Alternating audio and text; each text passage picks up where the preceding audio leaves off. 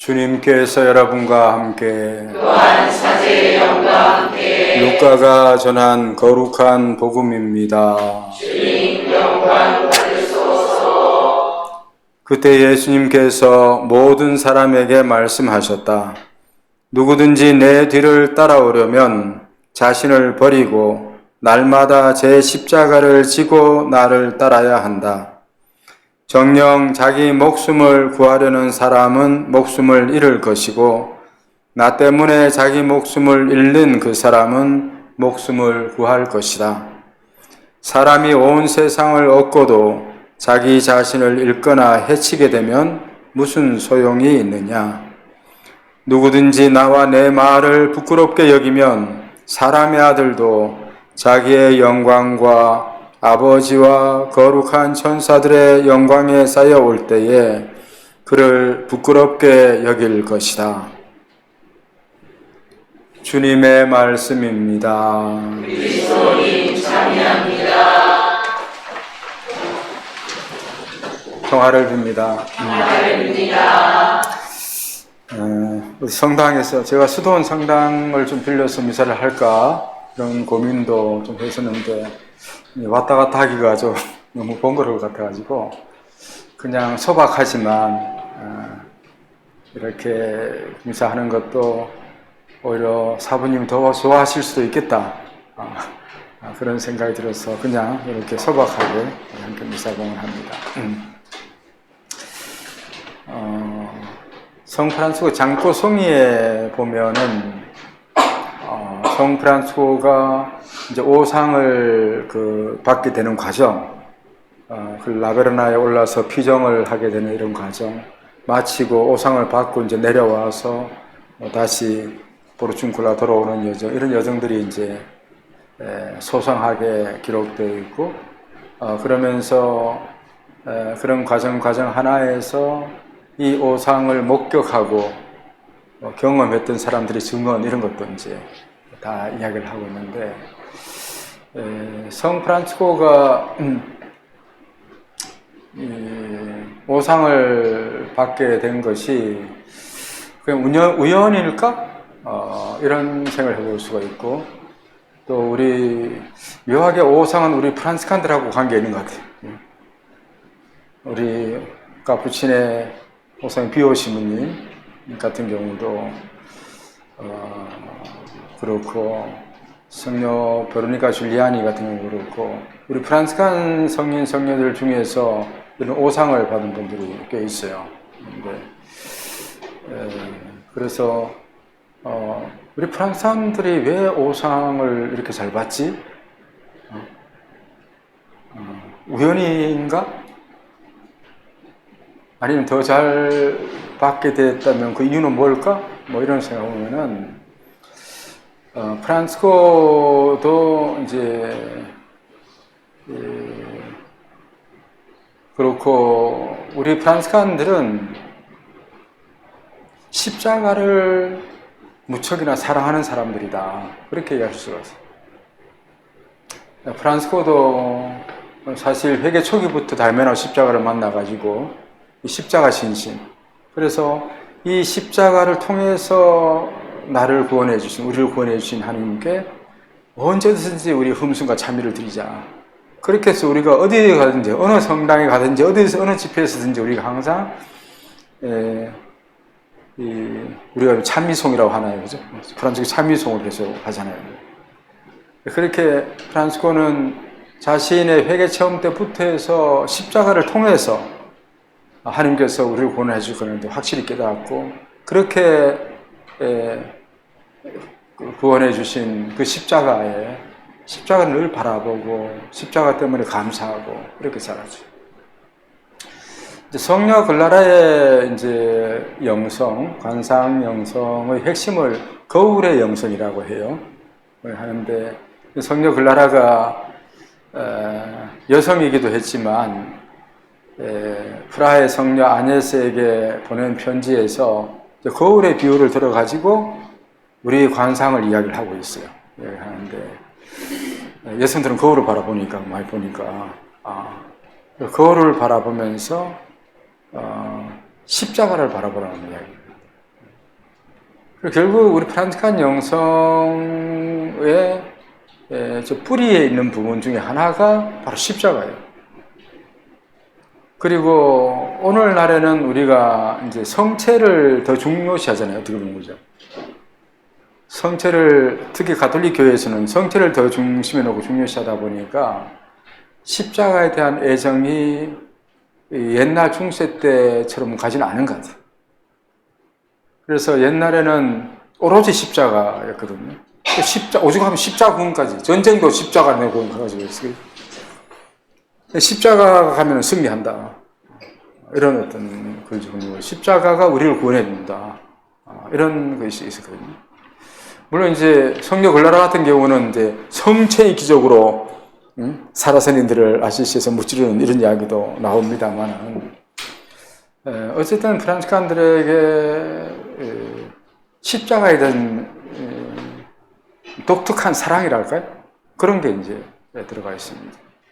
이런 것이 오상과 관련된 부분이 아닐까 그런 생각을 해볼 수 있고, 사실 프란치스코도 1224년에 라베르나에 이제 오르게 된 그 배경도 사실은 1220년 이후로 동방에 갔다가 온 그 이후로 수도의 내부적으로도 문제가 많았고 건강도 별로 안 좋았고 이러면서 총장직도 사임을 합니다.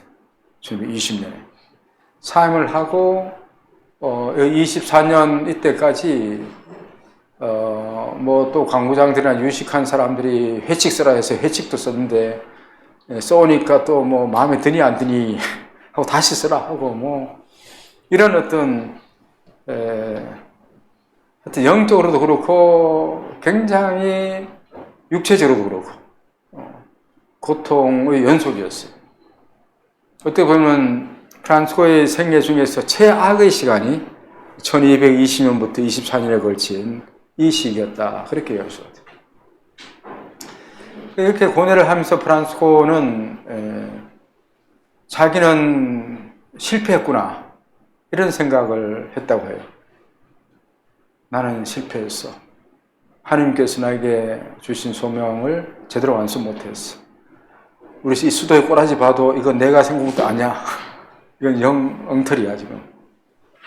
이런 게 이제 오면서 어떤 유혹도 많이 받은 거죠. 이런 상태에서 고민하고 번민하고 이러던 차에 어떻게 보면 마지막으로 하나님과 대판 싸우기 위해서 대피정을 이제 떠나게 된 겁니다. 그래서 라베르나 올라가서 라베르나에서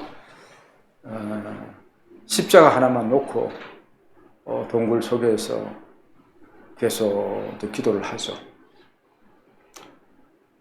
프란치스코가 이 피정에 있어서 이제 화두로 삼았던 건 이거라고 합니다. 제가 지금 괴로워 죽겠는데 당신 아드님 그 예수님이 십자가에 못 박혀 돌아가시는 그때 그 고통은 나도 지금 이렇게 괴로운데 그때 예수님은 얼마나 괴로웠을까요? 그 괴로움을 내가 한번 느껴봤으면 좋겠어요. 예수님의 그 고통은 어떤 고통이었을까? 내가 겪는 고통하고 비교도 해보고 싶다. 얼마나 큰 고통이었을까? 그걸 좀 느끼게 해달라. 그거 하나 하고 또 하나는 그렇게 당신 아드님이 십자가에 못 박혀 비참하게 돌아가시게 하면서까지 나 같은 우리 이 인간 죄인들을 구하시려고 했던 그 크신 사랑이 어떤 사랑인지 그걸 좀 느끼게 해달라고. 그 두 가지 화두를 가지고 표정을 시작했대요. 그렇게 표정을 하던 어느 날인가 하늘에서 그런 소리가 들려왔다고 해요. 프란치스코야, 이 수도회가 네 수도회냐? 내가 만든 수도회다. 네 수도회가 아니고 내가 만든 수도회야. 지금 네 눈에 보기에는 마음에 안 들어 보이고 그럴지 몰라도 세상 끝날까지 내가 이끌고 갈 수도회야. 그런 이야기가 들려왔다는 거예요. 그것을 깨달음이겠죠, 그죠? 기도하다 보니까 그런 깨달음이 왔겠죠. 그 깨달음 앞에서 자기의 이 형제에 대한 온갖 고뇌가 눈 녹듯이 다 사라졌다. 사실 인간적인 고뇌잖아요. 내가 어떻게 만든 수도인데, 또 한때 잘 나갔었는데, 지금 보니까 막 개판 같고, 자기 눈이 자꾸 그렇게 보이니까, 이게 막 화가 나고, 짜증이 나고, 실패했다고 생각이 들고, 이렇게 생겼을 거 아니에요, 그죠? 그런데 하나님께서, 야, 이거 내 수도야. 네 거 아니야? 그러니까 사실 내 거 아닌데 내 것인 양 삼았던 거잖아요, 그죠? 내 것으로 삼았던 거잖아. 이 수도회가 내가 창설자고, 말이야. 내 창설자 알기를 형제들이 우습게 알아? 이런 느낌들이. 자꾸 내 거라는 의식이 이 수도회가 내 거라는 생각이 들었었는데, 맞아, 하나님 것이잖아. 내 것이 아니잖아. 하나님께서 알아서 할 건데, 내가 왜 이렇게 걱정하고 있어? 사실 쓸데없는 걱정이고, 내 욕심이 이제 빛이 있어 그렇게 되는 것 뿐이잖아요. 그죠? 그걸 깨닫게 되면서 완전히, 내려놓게 됐다고 해요. 그렇게 완전히 내려놓고 나니까 이제 내가 그렇게 청했던 이 두 가지, 이가 세라핌 천사를 통해서 들어오게 된 거죠. 그걸 다 내려놓고 나니까, 다 비우고 내려놓고 나니까 세라핌 천사를 통해서 실제로 예수님이 겪으셨던 그 고통을 느끼게 이렇게 됐다는 거죠. 그래서 이 오상투기를 지내면서 저는 그런 생각이 들어요. 우리도 가령 오늘 가족이 될 수 있으면 우리 가족, 내 가정은 내 거야. 하나님의 것이 아니고 내 거야. 그러니까 왜 너는 그렇게 하니, 왜 이렇게 해서 이러니 저러니 하면서 우리 가정이 마음에 안 들고, 이것 때문에 마음에 안 들고, 이것 때문에 저렇고, 이 애들 때 속썩이고, 어떻고, 이런 자꾸 생각을, 내 거라는 의식이기 때문에 괴로운 거거든요, 사실은. 근데 하나님께서 우리 가정을 이렇게 꾸려주셨고, 우리 아들, 딸들을 주셨고, 우리 손주들을 주셨고, 지금 내가 보기에는 마음에 안 드는 부분이 많이 있을지 몰라도, 하나님께서 주신 선물들이잖아요, 그죠? 사실 내 거 아니야. 하나님 거야, 사실은. 그죠? 그것을 깊이 깨닫기만 한다면 내가 느껴오는 수많은 갈등과 고통, 불만, 이런 것들도 눈 녹듯이 사라지지 않을까? 또 그렇게 될 때 온전히 우리 가정을 주님께 봉헌해 드릴 수 있지 않을까? 그런 생각이 들어요. 더 나아가 우리 형제도 마찬가지죠. 형제도 이 형제는 내 형제야. 내가 들어가 있으면 우리 형제 회원들이 한 사람 한 사람이 하나님께서 우리 형제를 보내주신 선물로 받아들이기보다는 왜 저 회원은 저 모양이야? 왜 저래? 이런 부정적인 거, 내 기준에서 내 것으로 여기는 부분이 있으면은 그런 부정적인 부분이 보일 수밖에 없어요. 그럼 그것 때문에 이제 불만이 쌓이기 시작하는 거예요. 그리고 그건 이제 불만이 이제 묘하게 터지죠. 평소에 괜찮다가 다른 데서 옆으로 해서 팍 쳐버리고, 눈에 보이지 않게 내 감정을 드러내고, 이렇게 하잖아요. 내 것으로 소유하죠. 그래서 프란치스코의 가난이라는 게 그런 것 같아요. 내 것이라고 충분히 주장할 수 있는 것조차도 내 것이 아니라고 이야기할 수 있는 게 가난이라고 생각해요. 왜? 하나님의 것이죠. 그죠? 내 것이기 이전에 하나님의 것인데 하나님께서 잠시 이 세상 살면서 나에게 주신 선물일 뿐인데 그래서 난 내 것이라고 착각하고 살다 보니까 내 것을 지켜야 된다는 이런 강박관념, 또 내 것이 더 훌륭해야 된다는 이런 강박관념, 이런 것 때문에 그렇지 않은 것이 생길 때 나는 자꾸 부정적이 되고 힘들어하고 괴로워하고 남을 원망하고 뭐 이런 일이 생기겠죠. 그래서 나는 잘한다고 하는 건데 오히려 가족들에게도 상처를 주게 되고 더 힘들게 만들게 되고 오히려 가족이 더 기쁘게 살아가지 못하는 게 돼요. 어느 부모가 우리 가정이 잘못되기를 바라겠어요, 그죠? 나는 잘한다고 하니까 뭐 자식이 나쁜 길로 간다, 내 마음에 안 든다 이래 하면은 못 가게 때리고 해서라도 바르게 가게 만드는 것이 맞다고 생각하는데 내 방식이죠. 내 것이라 여기기 때문에 그런 거죠. 하나님께서 나에게 주신 선물이니까 하나님께서 내 아들, 딸들을 그렇게 당신이 원하신 대로 데려가실 거야. 나는 그걸 옆에서 지켜보면서 옆에서 잘 가게 도와만 주면 돼. 이런 자세가 되어야 되는 자세입니다. 특히 우리 한국의 부모님들은 더 그게 강한 것 같아요. 그러다 보면 자식들에게 요구하는 게 많죠. 너는 1등 해야 돼. 뭐 100점 받아와야 돼부터 해가지고 뭐든지 잘해야 돼. 남들보다 잘해야 돼. 친구하고 싸우다가 얻어맞고 들어오면은 네가 때려줘야지. 네가 왜 얻어맞고 와. 뭐 하여튼 내 것으로 자꾸 여기기 때문에 이런 문제 생기는 거죠. 그렇죠? 그래서 이 오상주기는 우리에게 그래 우리 것이라고 충분히 주장할 수 있는 것조차도 내 것이 아니라 주님 당신의 것입니다 하고 내놓을 수 있는 것, 그게 내려놓는 것, 이것이 성프란치 오상을 통해서도 하나님께서 우리에게 하시고 싶은 말씀이 아닐까? 다 내 거 아니야? 네 거야? 그게? 이렇게 되물으시는 하나님에 대해서 좀 생각했으면 좋겠습니다. 저는 여러분들은 살아오면서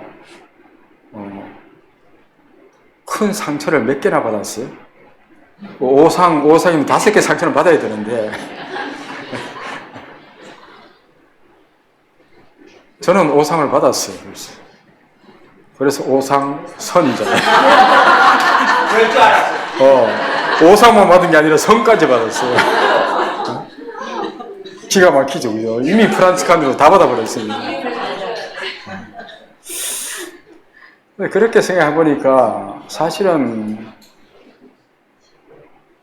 과연 우리가 주님께서 우리에게 5 상처를 준다고 하면 기쁘게 받을 수 있을까?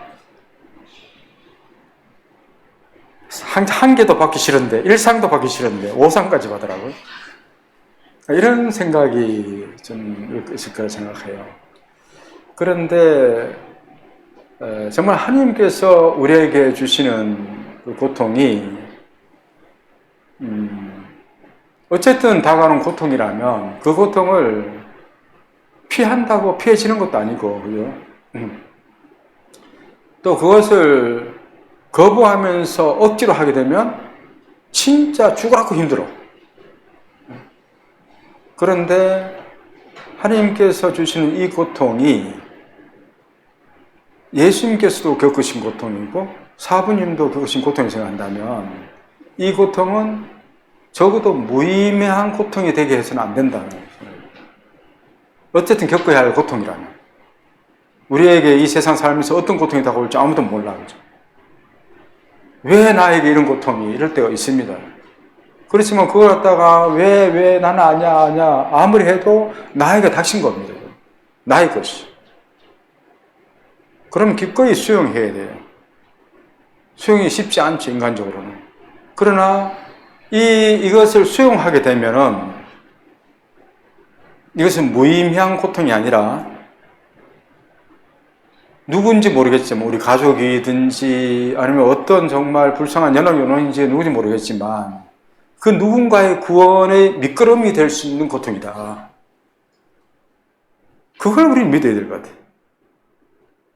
그걸 믿게 된다면 하나님께서 사랑하는 당신 자녀들에게 일부러 고통을 안겨주시지 않을 거란 말이에요. 그죠? 그걸 우리 예수님에서 봤잖아요. 당신 외아드님마저도 어떻게 그런 인간이 아버지가 될 수 있어, 그죠? 그런데도 하느님은 예수님에게 그걸 요구를 하셨고 그 고통을 요구하시는데 그 고통이 무의미한 고통이었어? 한다면은 진짜 아버지도 아니죠. 이 당신 아드님의 그 고통을 통해서 온 인류를 구원하시는 계획이잖아요, 그죠? 우리는 그 뜻을 알 수가 없는 그런 뜻이죠. 그래서 우리에게 되는 고통의 의미도 사실 우리가 이해 못해요. 아무리 박사, 우박사 와도 말뿐이지 그 고통을 어떻게 우리 이해할 수 있어요, 사실은. 그죠? 이해할 수 없습니다. 그러니까 받아들일 수밖에 없어요.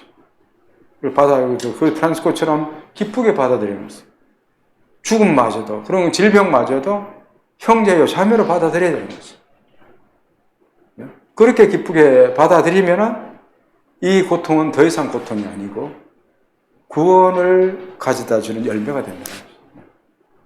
이게 십자가 신비의 핵심이라고 해야 할 것 같아요. 그래서 지금까지 몇 개의 상처를 받아서는지 모르겠지만 5개까지 아직 안 받았다 생각이 좀 들어요. 만약에 앞으로도 또 어떤 고통이 올지 몰라요, 그죠? 오더라도 그 고통을 프란시스코처럼 이런 마음을 한번 받아들여보자. 어쨌든 내가 피한다고 안 되니까, 그죠? 어떻게 받는데, 또 오네 하면서 그걸 받아들이되, 정말 기쁘게 자매여, 형제여 하고 이렇게 좀 받아들이고, 하나님께서는 적어도 당신이 사랑하는 아들, 딸을 아무 의미 없이 이렇게 괴롭히실 리가 없다는 것, 그죠? 자비하신 하나님께서 어떻게 그러실 수가 있어? 말도 안 되는 소리잖아요, 그죠? 그럴 리가 없어. 우리가 그걸 믿으면 됩니다. 그죠? 그걸 믿고 주님 뜻이라면 제가 이걸 힘들지만 묵묵히 이겨내겠습니다. 그러면 그 고통을 하느님이 누구를 통해서인지 대신 져주신다는 거죠. 우리의 십자가가 아무리 못하더라도 예수님이 그 십자가를 함께 져주신다고 우리 믿는 거잖아요. 그렇게 된다면 그렇게 무겁게 느끼던 십자가가 무겁지 않은 십자가가 되는 것이고, 또 그것을 잘 이겨냈을 때 주로 나에게 가장 가까운 사람부터, 내가 가장 절실히 어떤 도움이 필요한 누군가에게 이 상처의 받아들임이 큰 치유의 열매가 되어서 내가 상상치도 못하는 그런 결과를 가져올 수 있다는 겁니다. 이것을 생각하면서 좀 앞으로 어떻게 다가올지 모르겠지만, 사실 이제 나이 들어가면서는 이제는 우리 죽음도 마찬가지고, 그죠? 이제 언제 어떻게 우리에게 닥칠지 모르는 그런 불청객일지 모릅니다. 그렇지만 우리 프란시스칸들은 그런 불청객을 형제의 자매로 기쁘게 받아들일 수 있고, 그것을 기쁘게 받아들임으로써 내가 살아서 건강한 몸으로 누구에게가 큰 도움되는 것보다 수백 배, 수천 배 더 큰 도움을 줄 수 있다고 생각한다면 내가 인생의 마지막 부분에서 할 만한 거 아니겠어요? 투자도 그만한 투자가 없을 것 같아요. 이게 우리가 이제 마지막 가면서 최고로 잘할 수 있는 투자가 아닐까, 그렇게 생각할 수 있을 것 같아요. 그래서 오늘 오상축일 맞이하면서 사부님 먼저 이런 길을 걸으셨으니까 사부님께서 약하기 짝이 없는 우리에게도 그런 좀 힘을 주시고, 그렇게 기쁘게 우리에게 다가올 불청객들을 잘 맞이할 수 있는 그런 도움을 주십사고 사부님 전구를 함께 청했으면 좋겠습니다.